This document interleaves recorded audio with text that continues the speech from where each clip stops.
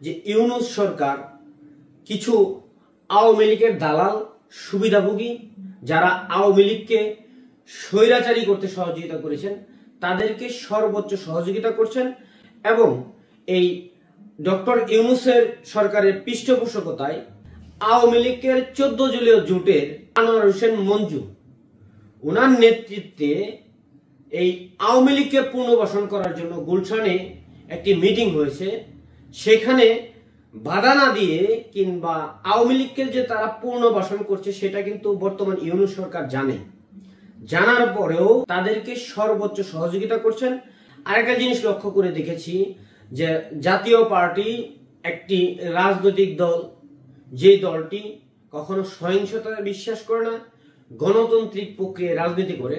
এই জাতীয় পার্টির বর্তমান মাননীয় চেয়ারম্যান জিএম কাদের স্যার সহ সারা বাংলাদেশে কিছু জাতীয় পার্টির নেতাকর্মীকে মিথ্যা মামলা দেওয়া হয়েছে এবং আমরা লক্ষ্য করে দেখেছি সারা বাংলাদেশে মব ভায়োলেন্স হচ্ছে।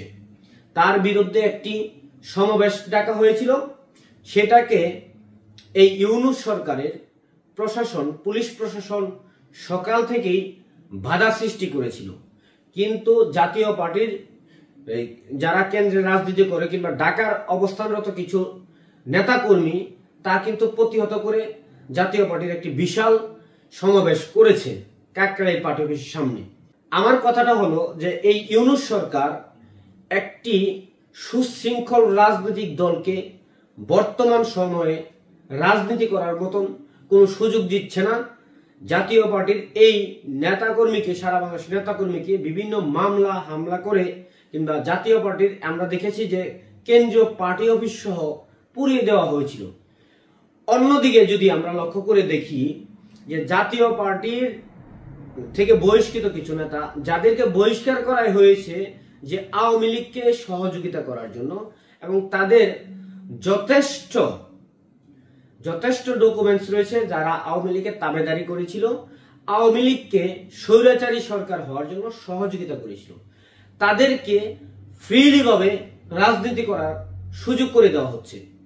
যেরকম আমরা লক্ষ্য করে দেখেছি জাতীয় পার্টি থেকে বের করে দেওয়া কিছু দালাল আওয়ামী লীগের 14 দলীয় জোটের যে একটি দল রয়েছেন যেটার চেয়ারম্যান হলো আনোয়ার হোসেন মঞ্জু, ওনার নেতৃত্বে এই আওয়ামী লীগকে পুনর্বাসন করার জন্য গুলশানে একটি মিটিং হয়েছে।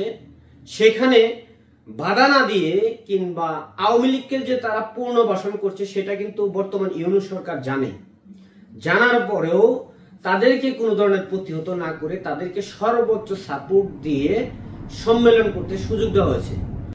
আমার দৃষ্টিতে মনে হয় যে ইউনূস সরকার চাচ্ছে যে কিংস পার্টিটা তারা তৈরি করছে চাচ্ছে তাদের পৃষ্ঠপোষকতায় এখন আওয়ামী লীগ ঘরোয়া কিংবা আওয়ামী লীগ যারা মানসিকভাবে সমর্থন করে কিংবা আওয়ামী লীগের তাবেদারি করত তাদেরকে প্রতিষ্ঠিত করতে যাচ্ছে।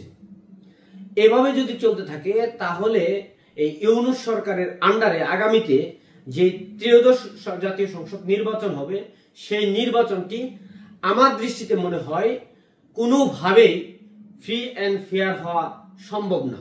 এখন থেকে লক্ষ্য করে দেখছি যে ইউনূস সরকারের পৃষ্ঠপোষকতায় একটা কিংস পার্টিকে তারা সমর্থন দিচ্ছে, যা আগামী নির্বাচনে একটি প্রভাব পড়তে পারে। এভাবে চলতে থাকলে হয়তোবা আগামী দিনে এই বাংলাদেশের রাজনৈতিক অঙ্গনটা বৃহৎ আকারে একটি সহিংসতার সম্ভাবনা দেখা যাচ্ছে।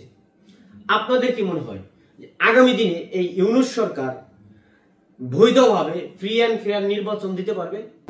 ভালো থাকবেন, সুস্থ থাকবেন, দেখা হবে পরবর্তী ভিডিওতে।